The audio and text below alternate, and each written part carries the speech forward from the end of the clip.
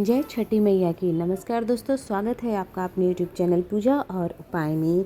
दोस्तों, इस वीडियो में हल छठ पूजा यानी जिसे हल षष्ठी कहते हैं, बलराम छठ भी कहते हैं, उसकी पूजा कैसे करनी है, व्रत के क्या नियम है, क्या खाना है क्या नहीं खाना है, सारी चीज़ों की जानकारी दी जाएगी। 2025 में हल छठ का जो व्रत है वो 14 अगस्त यानी कि गुरुवार के दिन रखा जाएगा और इसकी पूजा जो है माताएं अपनी संतान के सुख समृद्धि दीर्घायु के लिए करती हैं। देखिए, ये पूजा तो आप जो है नदी या तालाब में सरोवर के किनारे जाकर के भी कर सकते हैं। जैसे पहले गांव वगैरह में तो ऐसे ही कर लिया जाता था, पर अभी वो पॉसिबल नहीं है। जैसे बाहर रहते हैं तो आपको अपने घर में जो भी पूजा स्थल है, घर का आंगन है या छत है या बालकनी है या घर में ही आप पूजा स्थल को साफ़ सुथरा कर लीजिए। और एक कुश का पौधा आपको चाहिए होगा। यहाँ पर तो मैंने अभी कोई घास जो मुझे इजली, क्योंकि मैं पहले ही वीडियो बना रही हूँ तो जो मुझे मिल गई है वो मैंने रख दिया है, बट आपको कुश का पौधा ही चाहिए होता है।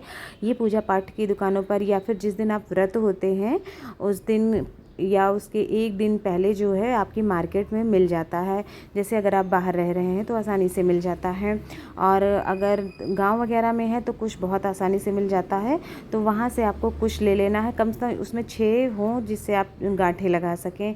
तो इस तरह से कुछ सबसे मेन चीज़ जो है, क्योंकि कुशा का ही पूजन होता है तो आपको कुछ तो ज़रूर चाहिए होता है। पूजा स्थल को साफ़ सुथरा करने के बाद हम मिट्टी के गौरी और गणेश की स्थापना करते हैं। गणेश जी सुपारी के हैं, देख लीजिए। और उसके बाद जो है गौरी माता जो होती है मिट्टी से या फिर गोबर से आप बना सकते हैं। ये देखिए, हमारे यहाँ कोई भी सुहाग का व्रत है, संतान का व्रत है, जैसे चौथ हो गया, कोई भी छठ हो गया, तो इन सब पे गौरी माता और गणेश भगवान की पूजा इस प्रकार ज़रूर की जाती है। अगर आपके यहाँ नहीं होती है ये पार्ट तो आप स्किप कर दीजिएगा, मत करिएगा। हमारे यहाँ गौरी गणेश की पूजा ज़रूर की जाती है किसी भी ऐसी पूजा में। तो इसलिए गौरी और गणेश की भी पूजा कर दिया है हमने। जल से सबसे पहले उनको स्नान करवा देंगे, भाव के रूप में फूलों से छींटा दे करके, और उसके बाद जो है हम उनको चंदन टीका लगाएंगे। सिंदूर से गणेश भगवान को एक टीका कर दिया, उसके साथ ही पार्वती माता यानी गौरी माता को भी हम टीका लगा देंगे सिंदूर का 5 बार या 7 बार, जितना बार भी आप चाहें लगा सकते हैं। गणेश भगवान को फूल अर्पित कर देंगे और गौरी माता को, अगर आपके पास लाल फूल है तो लाल फूल अर्पित कर दीजिएगा। इसके बाद देखिए, आपका जो हमने कुशा घास लगाई हुई है उसको भी हम फूल वगैरह अर्पित कर देते हैं। जो भी कुशा होगा, यहाँ पर आप ये मत सोचिएगा कि ये तो कुशा नहीं है, हाँ ये कुशा नहीं, कोई दूसरी घास है, पर पूजा कैसे करनी है वो विधि बताने के लिए मैंने ये आपको यहाँ पर लगाया है। फिर आपको इस प्रकार से देखिए, जो कुशा घास होगी उसमें आप इस प्रकार से एक हाथ से ही आपको गांठ देनी है, 6 गांठ बनानी है। और इस तरह से देखिए, एक हाथ से मैं कैसे दे रही हूँ, इसी प्रकार से आपको एक ही हाथ से, दोनों हाथ का यूज़ नहीं करना है, ढीली सी गांठ दीजिएगा जिससे बाद में खोलने में आसानी हो। इस प्रकार से संभाल के आप इस प्रकार देखिए 6 गांठ जो है बना करके आपको रख लेनी है एक हाथ से। ये बहुत इंपॉर्टेंट पार्ट होता है इसकी पूजा का। ये पूजा विधि जो आपको बता रही हूँ, ये देखिए यूपी, एमपी, झारखंड स्टाइल में इस तरह से, छत्तीसगढ़ साइड में इस तरह से पूजा की जाती है।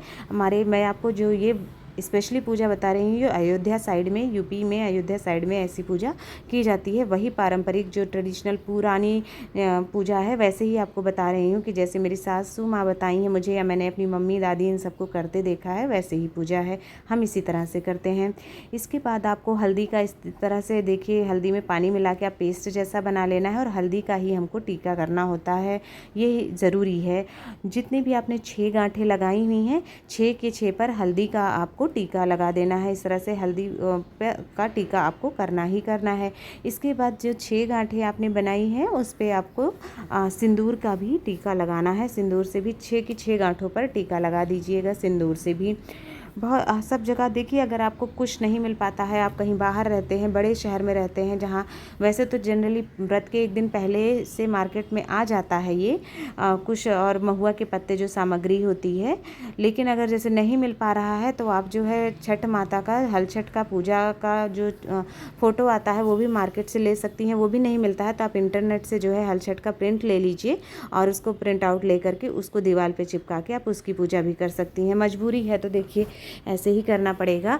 पर अगर ये चीज़ें मिल जाएँ तो बहुत अच्छा है। जो थोड़ा अपनी तरफ का मार्केट रहता है उधर ये चीज़ें मिल जाती हैं, व्रत के एक दिन पहले से मिलना शुरू हो जाती हैं। इसके बाद गांठों पे टीका वगैरह करने के बाद आपको एक पीला कपड़ा जो है या लाल कपड़ा कोई भी उड़ा देना है उस कुश के ऊपर में, यानी एक तरह से होता है कि हम उन गांठों को बुरी नज़र से बचा रहे हैं, इसका ये संकेत होता है। इसलिए एक कपड़ा ज़रूर, हल्का सा रुमाल साइज़ का कपड़ा आपको ओढ़ा के रखना है। फिर देखिए हमको महुआ के पत्ते चाहिए होते हैं जिन पर हम प्रसाद लगाते हैं, क्योंकि महुआ के पत्ते ही खाए जाते हैं, प्रसाद चढ़ते हैं, तो इसलिए ये बहुत ज़रूरी सामग्री होती है। अगर आपको महुआ के पत्ते नहीं मिल पाते हैं तो लोग झरबेरी के पत्ते आप ले सकते हैं, पलाश के पत्ते, या कोई शुभ पौधा होता है जैसे कि पीपल का पत्ता ले लीजिए, पान का पत्ता ले लीजिए, है ना, या वट वृक्ष का पत्ता, इन पत्तों को भी आप ले सकते हैं। अगर महुआ पत्ता ना मिल पाए तो फिर हमको इस तरह से देखिए तिन्नी का चावल, क्योंकि जो है हल छठ में हम खेत से उगे हुए अनाज नहीं खाते हैं, तो इसलिए तिन्नी का चावल जो कि पूजा पाठ की दुकानों पे मिल जाता है, उसको हम 6 जगह पर 6 पत्तों पे हम भोग लगाते हैं। इस तरह से पत्ते लगा लीजिए 6 पत्तों पर। आप चाहें तो एक साथ मिक्स कर लीजिए तिन्नी का चावल, दही और महुआ एक साथ मिक्स कर लीजिए, 6 जगह पर भोग लगा दीजिए, या ऐसे अलग अलग करके भी आप भोग लगा चढ़ा सकते हैं। तो देखिए हमने तिन्नी का चावल, हल्दी और ये महुआ हमने भोग में रख दिया है। आप चाहे तो मैश करके भी रख सकती हैं अपने हिसाब से, ठीक है। ये मिल जाता है पूजा पाठ की दुकान पर, आपको बता ही दिया है, यही मुख्य भोग होता है। सारे पत्तों पर भी हम हल्दी से जैसे हमने टीका किया था उसी तरह से सारे पत्तों को भी हम जो है भोग को टीका लगाते हैं। उसके बाद हम छठी मैया को याद करते हुए सिंदूर से भी सारे भोग प्रसाद के पत्तों पर टीका लगाते हैं। देखिए किसी किसी के यहाँ पूड़ी भी बनती है, तो अगर आपके यहाँ बनता है तो आप पूड़ी भी जोड़े में चढ़ा दीजिएगा। जैसे 6 पत्ते हैं तो वो 2-2 हर पत्ते पे आएगी, यानी 12 पूड़ियाँ चढ़ेंगी। मेरे कहीं कहीं पर पूड़ियाँ भी चढ़ती हैं, तो अगर ऐसा है आपकी तरफ तो आप पूड़ी भी चढ़ा सकती हैं अपने हिसाब से, ठीक है। तब वो जोड़े में आपको चढ़ाना होगा जो भी आप चढ़ा रहे हैं, ठीक है। इस चीज़ का आपको ध्यान रखना है। और आपको ये भी रखना है कि ये जो व्रत होता है इसमें खेत से जुता हुआ हम कुछ भी नहीं खाते हैं, यानी जो और गाय का दूध, दही भी, घी भी, ये सब कुछ भी हम गाय का नहीं इस्तेमाल करते हैं। आपको खाने के लिए पूजा पाठ में हमेशा भैंस का दूध, भैंस का घी या फिर दही, ये सब चीज़ें भैंस का इस्तेमाल करना है। गाय का हमें कुछ भी इस्तेमाल नहीं करना है, और हल से जुड़ी हुई चीज़ें भी हमको नहीं खानी है। ये भोग प्रसाद देखिए आप एक्स्ट्रा भी मिठाई, फल वगैरह भोग लगा सकते हैं, पर मुख्य प्रसाद जो महुआ पत्ते पर आपने रखा है वही होता है। अलग से आप फल फूल चढ़ा सकते हैं, उसको आप खुद मत खाइएगा, परिवार के सदस्यों में बांट दीजिएगा। और आप जैसे ये तिन्नी का चावल हो गया, मखाने हो गए, जो चीज़ तालाब वगैरह में या खुद से उगाती है हम उन्हीं चीज़ों को खा सकते हैं। चीनी, मीठा, गुड़, ये सब भी देखिए गन्ने से बनता है तो हमको नहीं खाना है। और गाय की चीज़ें जो होती हैं वो सब भी नहीं खाई जाती है। नमक आप खा सकते हैं, सेंधा नमक, लेकिन आप किस चीज़ से खाएंगे वो भी देखना है, तो इसलिए थोड़ा टफ व्रत माना जाता है। तो आप दही जो है खा लीजिए। और इस तरह से तिन्नी का चावल तालाब में उगता है, हल्का सा रेड कलर का होता है, इसको आप जो है मैश करके दही और चावल खा सकती हैं। या अगर आपको महुआ पसंद है तो आप महुआ को भी खा सकती हैं, ये अपने आप उग जाते हैं ये पौधे। फिर आपको छोटी सी अगियारी करनी है, आम की थोड़ी छोटी लकड़ियाँ ले लीजिए, या फिर इस तरह से उपले जो होते हैं वो उपले आप ले लीजिए, जला दीजिए। और देखिए गुड़ को और जो है घी उसमें थोड़ा सा डाल दिया है, और उसका हमने अगियारी बना लिया है, बहुत थोड़ा सा हमने बना लिया है, ठीक है। आप चाहें तो छोटी सी हवन भी कर सकती हैं। 6 बार आपको आहुति इस तरह से देखिए 3 उंगलियों का इस्तेमाल करना है, सारी उंगलियां हम नहीं लगाएंगे। मैंने मैश कर लिया गुड़ को और घी को, और 6 बार हम इसकी आहुति देंगे। आप चाहें तो छोटा हवन भी कर सकती हैं, छोटा सा 6 बार उसमें आहुति दे सकती हैं। जब आप आहुति दे रही हैं तो जय छठी मैया, जय छठी मैया, जय छठी मैया, इस तरह से हल छठी माता को आपको 6 बार आपको उनको स्मरण करना है, और 6 बार में ये अगियारी ख़त्म कर देना है, ठीक है। बहुत ही आसान होता है, किसी छोटे से बर्तन में आप ये अगियारी कर सकती हैं। तो इस तरह से दोस्तों देखिए पूजा की बहुत ही सरल विधि होती है, और पारंपरिक पूजा जो है ऐसी ही है। इसको आपको इसी प्रकार से व्रत रखना है, और ऐसे ही आपको जो है पूजा पाठ करना होता है। व्रत का भी बता दिया है कि खेत में जो भी चीज़ें उगती हैं, खेत का उगा हुआ, वो हमको कुछ भी नहीं खाना होता है। जो अपने आप जो चीज़ें उग जाती हैं जैसे महुआ वगैरह हो गए, वो सब चीज़ें हम करते हैं, खाते पीते हैं इस व्रत।